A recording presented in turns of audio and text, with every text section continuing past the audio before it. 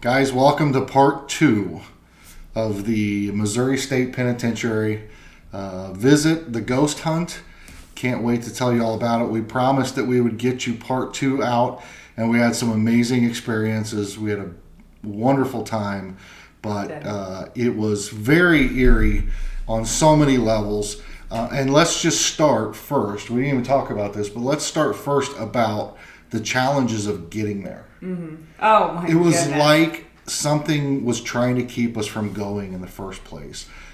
First, you forgot what? Oh, first we hit the road, and I forgot my phone. Like, how do you forget your phone? We had to turn around, come back, added a little bit of time to our trip. So I come back, forget my phone. I don't know if I've ever forgotten my phone in my entire life. I mean, he might walk outside, but he remembers like as soon as he opens that garage door. So forgot my phone.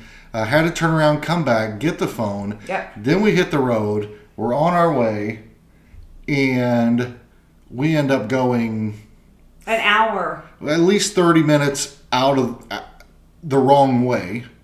And had to turn around and come back that 30 minutes. So we added another hour onto the trip just from missing exits and all kinds of weird stuff we were talking about, what we were going to do, all the things that were going to happen. And then we ended up going in the wrong direction. And she said what got her distracted is we played that video from her the night before when we had a live stream. And our speaker... Yeah, so we're in the middle of a live stream telling about the story about how we were going to go do this tour, and the speaker gave some real bad feedback for a second in the middle of our story, and we can't explain it. We still don't know why that happened. We were telling her that story, and next thing you know, we've missed our exit, and we're 30 minutes down the road the wrong way.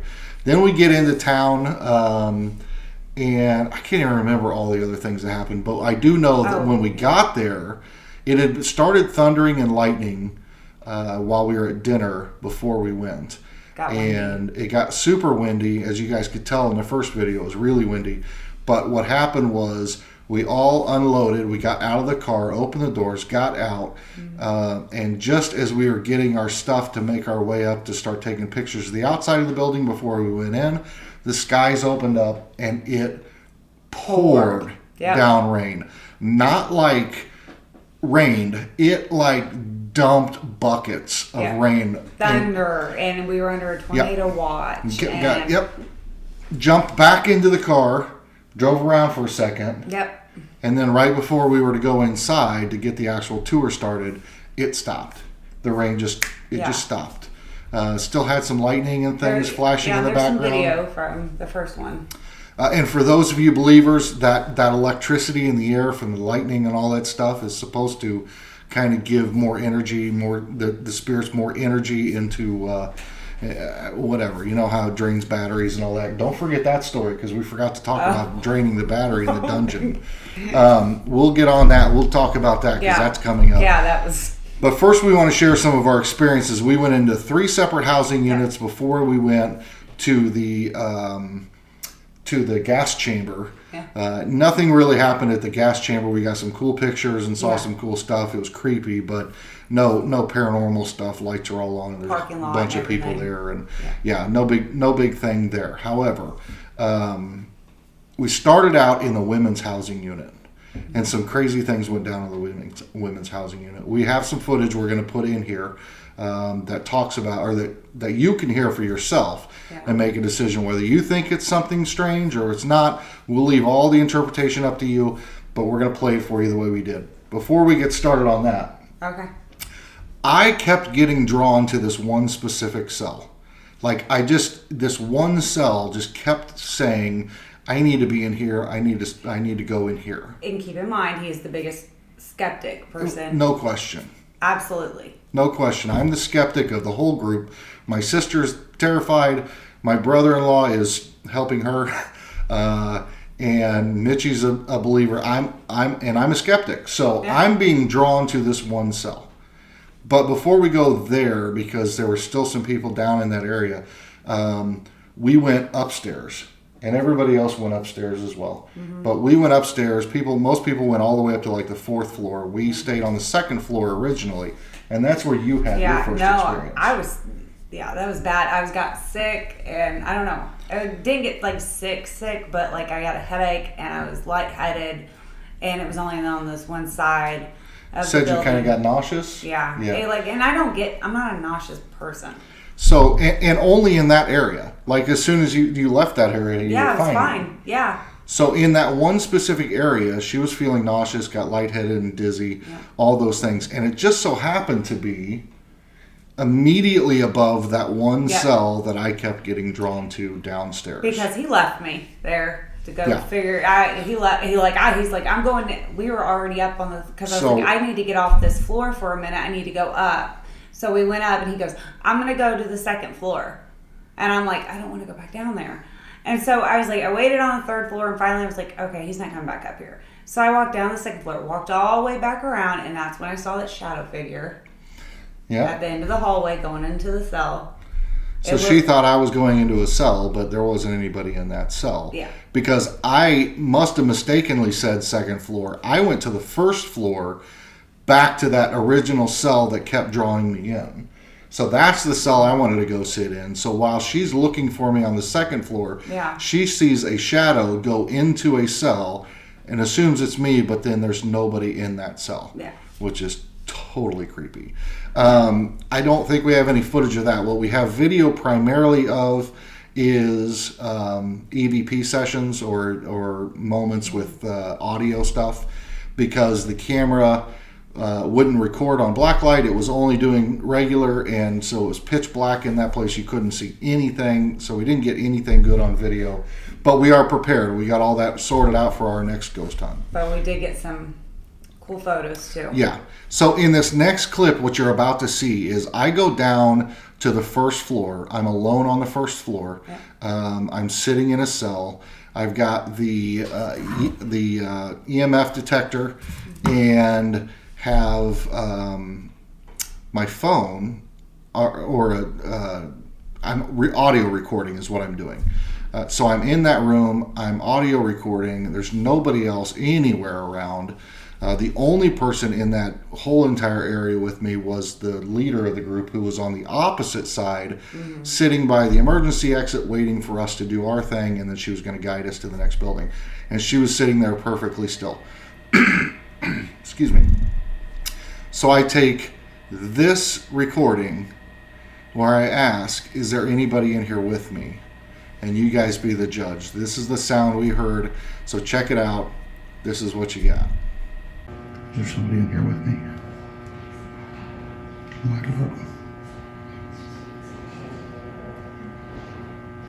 All right, so I don't know what you guys thought of that. It definitely was very odd to me. I did not hear anything at all sitting in that room.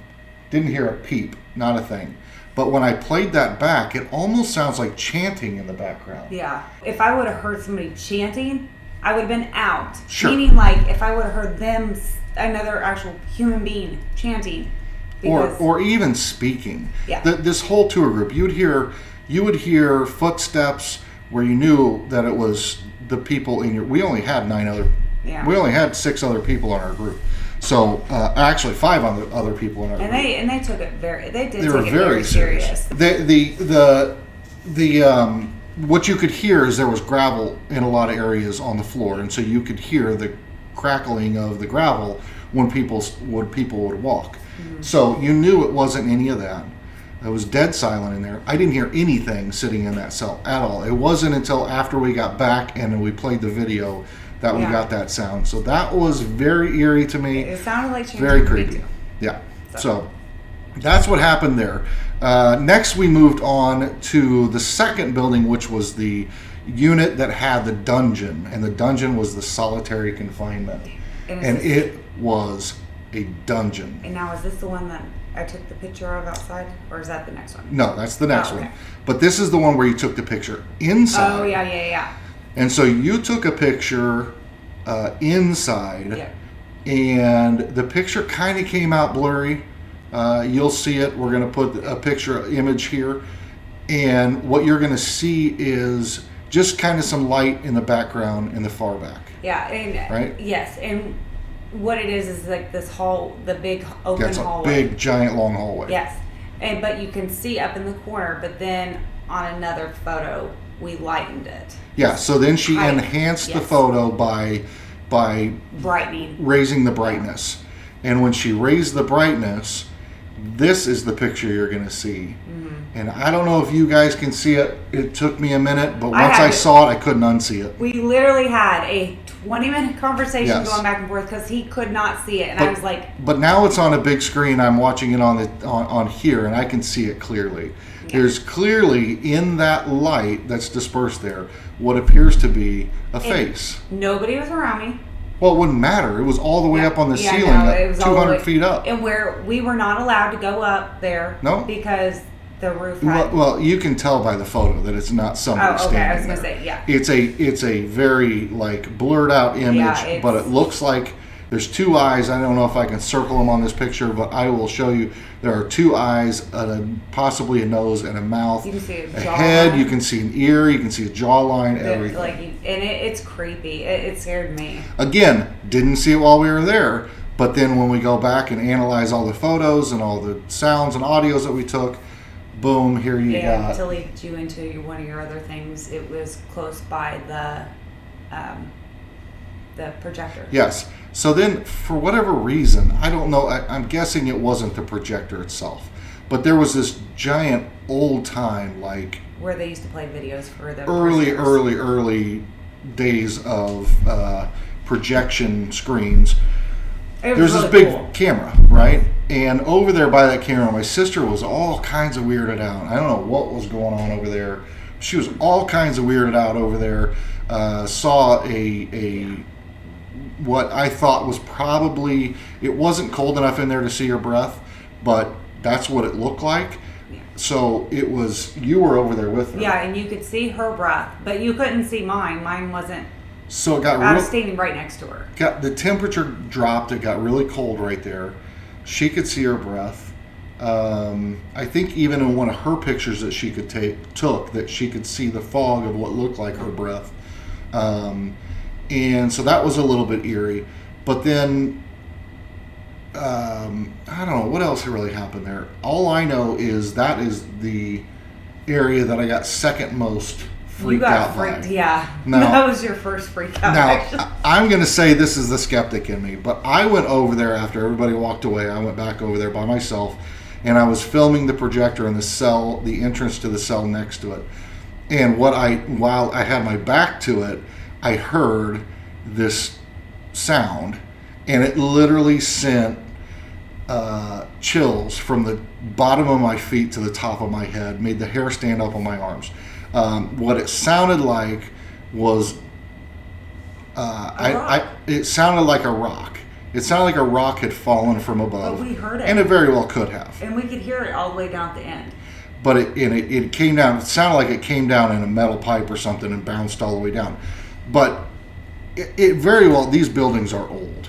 These buildings are super old. And it very well could have been exactly that. The skeptic in me is saying that's what it was. But that is probably the time that I got most freaked out and said, nope, turn around and went the other way. Well, I got freaked out there too, didn't I? We did go down into the dungeon. Yeah. Explored the dungeon. I don't think I had any crazy experiences in the dungeon. The only thing that you said to me in the dungeon, oh no, that's where it happened. That's where the flashlight happened. Why don't you tell them that story? So I'm down there, and you're down there in the corner, all the way at the end, and it is. I mean, if I would not want to stay down there for longer than a day. If I actually was in jail and I had to go down there, you'd lose your mind. You'd lose your mind. You wouldn't even know it had been 24 hours because you are in a literal dungeon. Yes, it is nasty, and I mean it's just dark. You'd be blind after you came out, and there was people that had to be in there for 10 years. Dirt floors, concrete walls. So I turn on my flashlight because I'm like, I thought I saw something in there, and I was thinking it was like an animal running around, but it wasn't. But I turned it on, and then when I tried to turn it on, it didn't work. Didn't work. And it worked, and then it went out. Is what it did. Oh yeah, it worked, and then it went out, and then we just had to assume the batteries were dead because that's why flashlights don't work. But I changed the batteries out before we left. But I still thought, well, okay, batteries ran out, whatever. But when we left that building and he turned the flashlight on, it came on immediately. So once we were out of that spot, flashlight worked again. But I didn't feel anything crazy or have any eerie experiences other than the flashlight. That was bizarre.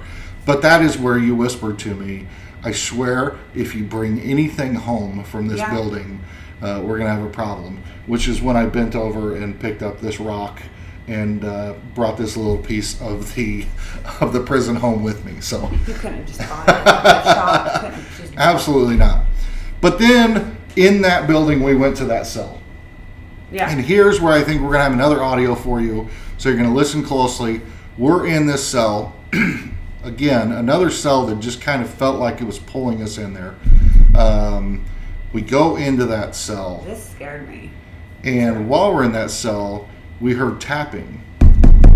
Just like that. But we didn't just hear it once. We heard it multiple, like we'd hear it, and then we'd hear nothing for a while, and then we'd hear it again. That's why we spent so much time in that room.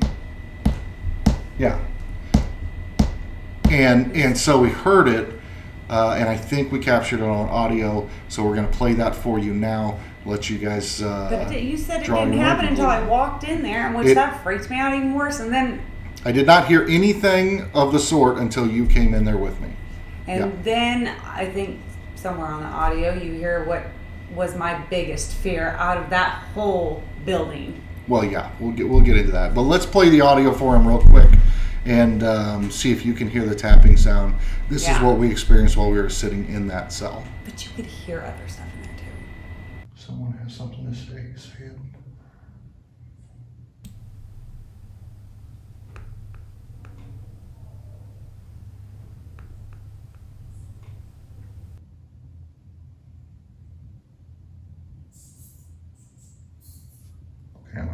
All right, so I don't know what you guys thought, but that's our experience in that cell. Very creepy, very, very creepy. Now, there's two parts to this next story: a humorous side, and then a terrifying side. Yes. While we were sitting in that cell, I just want to mention your sister and I heard giggling. Yeah, well, that's what I'm getting at. Okay. So while we were in that cell, we heard squeaking sounds. Yes. And we weren't sure what they were. Thought maybe it was a mouse or a rat or something. Who knows? And so we came, eventually when we came out of that cell, we're walking around by that cell, which was at the far end of that building. And what we quickly discovered is that they were bats. And there were multiple bats. It wasn't just one bat. And they were swooping down at people's heads. Which sent Mitchie into a tizzy, who hauled ass to the other side of the building where my sister was. And then, so that's the funny part, because, man, I tell you what, there was a little puff of smoke behind Mitchie when she took off running. I was trying to be so quiet while I was running, so I was like lifting on my feet, but I was doing this number. You were trying to be quiet, but I do think you screamed out loud. I probably did. Probably did. But anyway, when you got back over to my sister, and you were on the opposite side of the building now than I am, I didn't hear any of this.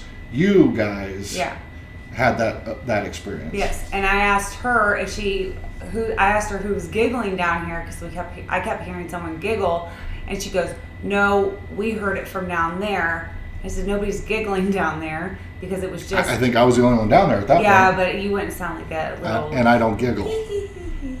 I don't giggle. Weird. I mean, but it was weird because I heard it from the opposite side, but I'm hauling ass to get down to the other side.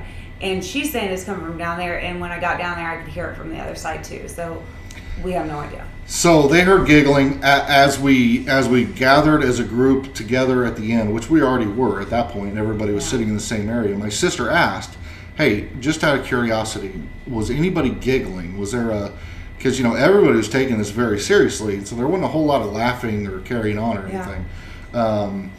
And of course, everybody said, absolutely not. Nobody was giggling. So they heard the giggling, and that was crazy and creepy. That kind of wraps up that second building. And before we get to the third building, which, let me tell you, was the building, I do want to go back and share something that happened in the first building again that we forgot to address. In that cell that I kept getting drawn to, that I went in and recorded that audio from, I also laid back on the bed. Yeah. And after I wanted to get a photo of him in his cell. Yes. So Mitchie wanted to get a picture. We thought it'd be great. Lay down on the bed, and Mitchie flashed a picture. Now, mind you, in that building, all the paint's chipping off the walls. All that stuff's going on. There are some blues. There's pretty much a little bit of blue and black, and then gray concrete walls. That's it in that whole building. But in this picture that you're going to see right now, while I'm laying on that bed, on the far corner of that picture, on the side of that picture, is this like purple haze kind of thing. Not Jimi Hendrix purple haze, but some sort of purple hue or whatever. That was, and the only thing, again, keep in mind, it's pitch black, and the only reason the image shows up is because it's got a flash on the camera. So the camera flashes, takes the picture, and then there's that purple stuff in the side of the picture. Yeah, I know. Not real sure what to think about that. I didn't turn, and it was just the flash. There was no other lights turned on during the process. Well, and we took other pictures in that cell, and that was not in there. So that was very odd. Again, that was the cell that were right above it. You were feeling nauseous. Yeah. It was the cell I kept getting drawn to. It's the cell that I sat in and caught that EVP. And then there you are. Just remember, we were actually the first people that have been in there. This is the first tour of the since the tornado a couple of years ago. I don't remember when it was, but it's been closed for a long time. So we were the first tour group in that building in a long, long time. Yeah. On a night where it was storming, electricity, lightning in the air. Anyway. Yep. Okay, so now here's where things get real interesting. That third building we went to, which was the general population segment of the building. That building was legitimately terrifying. Oh, and from not even walking into the door. Yeah. So before we even get into the building, we're all trying to take pictures of the outside of the building because the architecture is fantastic. It's beautiful. And then on top of that, you've got lightning and stuff going on. So the building itself is beautiful. The scenery's great. And Mitchie snaps this picture. I don't know if you saw it or not, but I'm going to show it to you again here in just a second. And what I want you to notice is on the left side of the screen is me with my Batman hat on, I believe, and my hoodie. And just to the right of me is my brother-in-law, but only from the shoulders down. There's no head. And you can see right through it. You can see the outline of his head, but you don't see his head. And you see the building on the other side of his head. And what's creepier is when it wasn't a full screen of a photo and you're looking at my phone, because I didn't look at my photos, but this... No, we didn't catch it till long after we left. So as soon as I saw this, all as you could see, it looked like his head had been turned around and it was iridescent or something. I mean, it's clear. It's see-through. You can see it in the picture here, but I'll circle it for you, but you can see his shoulders. You can see his body. We're taking this from a cell phone, right? We're not taking this from... But you could see eyeballs, like if you were far away from it. Well, okay, so in the picture that you took on your phone, when you showed it to me, it looked like there was a face looking back. Yeah, that's what I meant. But now that I've enlarged it onto this format, I don't see that at all. I see is that my brother-in-law is standing next to me and he has no head. Yeah. That's the creepy And that part. was with no flash on my phone or anything. On a cell phone. So there's not like anything that we could do to manipulate this photo or... I mean, could it have been a glitch in the camera? Absolutely. What do I know? I don't know anything about that stuff. Well, that was the first time before we walked into this building. And I'm telling you right now, I'm a full believer on stuff. So But all I know is that she snapped a photo with her phone. We have done nothing to it except show it to you guys. And my brother-in-law has no head. So that was creepy. As we enter the building, our guide takes us to a section of the unit where you go down the stairs, and that is where they housed the most dangerous criminals in all of the prison for that whole time it was open. And that hallway, you went down these stairs, and then it was just a giant long hallway that dead ended at the other side. And we were all together. And we all came down those stairs together. And so one of the funny things was in all of the rooms they left, the leaders from the previous groups or whatever, they would leave these little cat toys behind that are little balls that are motion sensitive or motion censored, and then they light up when something moves it. Yeah. So in that basement was one of those balls. We single filed down into the basement, walked all the way, halfway down the hallway, and then stopped and stood up against the wall. And the leader was directly on the opposite side of us. Now, about 3 minutes after we got down there, pitch black, can't see anything, no windows. Far back down towards the stairway is that cat toy, and sure as you would know, that sucker just started lighting up. And I'm telling you right now, in a pitch black basement, I mean, we were instructed to turn your cell phones off, turn your flashlights off, everything. No light down there at all, and that cat toy goes off and lit up the entire basement. His sister grabbed me and pulled us in closer to that whole group because I was at the end. I was the closest to that cat toy. She was, her and my sister, we all came down single file, and somehow we were the last in the group. And for some reason, I kept walking and got all the way to the other side of the group. She stayed at the far end closest to the stairs, which I wish I would have now because that's where all the activity happened. I wish you would have, because you might have got that feeling that I got. You know when someone gets too close into your bubble and you kind of get those uncomfortable, like hairs on your back or standing up, and you feel like somebody's too close, like smelling you type deal, or like about to touch you but not going to touch you. That was it for me. And then the footsteps coming down those steps and nobody was there. Yeah, every one of us were downstairs, and she hears footsteps coming down the stairs. That combined with the cat toy going off was creepy enough.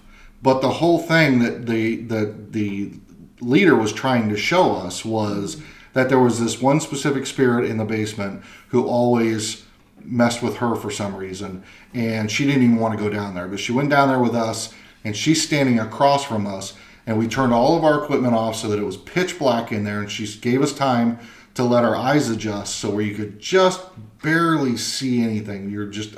Eyes were just adjusted to the dark. You say you saw, and my sister also saw.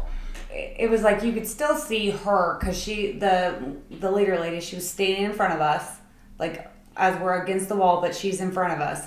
And you could see her outline of her body. You knew she was right there. But then you kept seeing it disappear because something was blocking her like shadow area. So it was either like a shadow or a shadow blocker or whatever it was. And nobody was standing next to her. There was no light. Yeah. There's no light to cast any sort of anything anyway. So I don't even think it was her shadow that you would have seen because there was no light. So whatever it was that was being seen. My eyes had been adjusted maybe to the light where I could still make out something. Her shirt was white or something like that. Yeah, I don't know. But whatever it was, they both saw, and I think my brother-in-law also saw some sort of shadowy type figure and her around sister her. kept saying that something's right next to you, like meaning right next to us. Yeah. It had went away from her and came. So I said I felt like something was right behind me because something didn't feel. And my sister, albeit scared of the whole experience, she had handled herself quite well throughout this whole thing. She was a trooper. She wanted to do it. She was excited about it. She got through it all. Yeah. But it was in that basement where she finally like freaked out and said, "I can't do this," and got. Everybody was able to turn their flashlights back on. It was just it just got. She was scared. Whatever happened to her, hearing the footsteps, seeing the cat flash, seeing a figure over by the lady, and then feeling like there's a presence around her, she had enough was enough. She had me locked arm in arm like this, and she had her husband on this arm, and then shaking. Yeah. And like she was scared to death, and which I knew she was, and I was like stood right next to her, and. So after that experience, we were the last group that was going to be in that building that night. So they asked for volunteers. They said, "I need a volunteer for somebody to come pick up this cat toy that's down here in the basement. Bring that up with you when you guys all come up so that we have it at the end of the night." And nobody raised their hand. So I was like, "Okay, I'll do it." I knew you were going to. I was over there shaking my head telling you, no. So I say, okay, do this. And this part was in the first video that you watched, but I'm going to take out the background music so that you can actually hear what's going on. This is the part that makes me question everything. This was my experience that made me contemplate whether or not I'm truly skeptic, because this scared the crap out of me. We were all on the second floor in the general population area, and I realized, and I wanted to go back down to the basement. I just wanted to go check it out. I'd wanted to go back down there since we came up, but then I remembered, I got to go get that cat toy anyway. So I left everybody behind, made my way to the basement, and in the process of doing that, everybody was walking to the front of the building because it was time to leave. And so when I got up to the leader, she said, "Did you by chance pick up that cat toy?" And I said, "No, I'm on my way to go get it now." Well, the rest of the crew, the rest of the 6 people or whatever it was, 5 people, came up and they all met up with the leader, and then they were making their way outside, and I went back down, almost couldn't find my way. That was creepy enough because it's pitch black. Yeah. Made my way back into it, went down those stairs, and went to get that cat toy.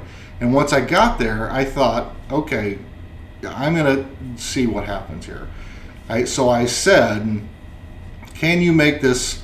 I went into it was 4 walls and only one was open, and it went straight down the hallway. So I backed up. I was backed up in a corner in this room, and I turned my flashlight off, and I said, "Can you make this light up again?" Or whatever I said, and you'll hear it on the video. "Can you make this light up again?" And I got to be honest with you, I mean, I would have made a Scooby-Doo size hole in the side of the building if it lit. I would. It would have scared the life out of me. I would have asked it just to give you some type of so at this point, freak out moment. At this point, I'm the only one in the building, and I'm in that basement, and I'm picking up that cat toy, and I say, "Can you make it go off?" It doesn't go off. I'm like, of course it's not going to go off. I bend over, I pick up the ball, and I speak the words, and you can hear it quietly. Yeah. "I'll make it go off myself then." Because you're rude. And as soon as I said that, I got the sharpest, weirdest pain in my back, in one specific spot in my back. And you can hear me say, "Ow." And then you can hear me say, keep grunting because it hurt so bad. And then as that's happening, I'm not thinking anything about it. I just thought, well, whatever. Maybe I tweaked my back when I bent over to pick up the cat toy, whatever. I didn't really think about it. And then all of a sudden you hear thud. And I'm the only one in the building. It's in the basement. It's behind me towards the dead end side of that building. And that's when I did my Mitchie running from the bats straight up the stairs and straight out the front of the building, and handed the cat toy off and said, "I'm good. That's it. That's all the experience I needed to have." Can you make that thing go off? I gotta go upstairs. Make it go off one more time.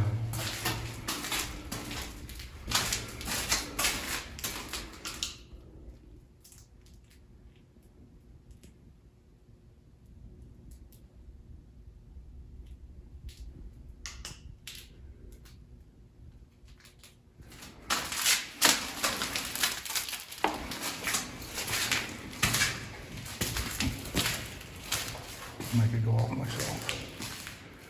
Oh. Oh.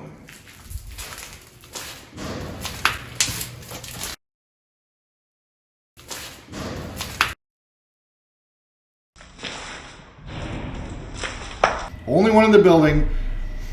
I get shanked in the basement, is what it felt like to me. I said, "I'm not going." "Okay, fine. I'll make it do it. I'll make it flash myself then," or whatever I said. And then literally something stabbed me in the back. It was painful. And then I heard the thud behind me, and I Scooby-Dooed my way out of the building. Shaggy puff of smoke my way out of the building. So that was my experience there. I think you need to see, you need that visual to believe it. But I don't know. I don't know. I just trust my gut instinct, or I guess. I don't know, but it was a fantastic experience. And I hope you enjoyed the video and hearing the experience that we had and allowing us to share it with you. And just to step the game up, we are going to do maybe a short series of these videos. And we've already booked our next trip. If you have not heard of the Sallie House in Atchison, Kansas, look up the Sallie House. It is one of the most haunted houses in the United States. And we are going there for an overnight stay by ourselves. No group leader, no other attendees, nobody. Just us in the house with the proper equipment this time. We've got our own stuff, our own equipment. We got the you think I'm joking? I really am bringing that. We got the night vision. You when we leave that place. We got the night vision fixed on the camera, so we can do night vision. We got everything we need: backup batteries, the whole deal, spirit boxes, EMF detectors, EVP recorders. You name it. We're going to be in the Sallie House all night, overnight, in our next video, and can't wait to share that with you as well. So, anyway, that's our experience. We had a blast. Yeah. And had some crazy experiences, and I brought a little piece home with me. She's not happy and about. then, I'm sorry, excuse my language, but shit just seems to go sideways now. It's okay. We'll talk about that in another video. But guys, thank you so much for watching. We truly appreciate it. Messes up. I'm gonna mess you up. All kinds of weird things One-way happening around ticket. the house. Lights flashing, all kinds of flickering, all kinds of stuff. Anyway, Okay. Thanks for watching. Yes. We truly appreciate it. If you like this video, please be sure to like, share, subscribe, turn on notifications, and we will... See you in the next one. Yeah, we will.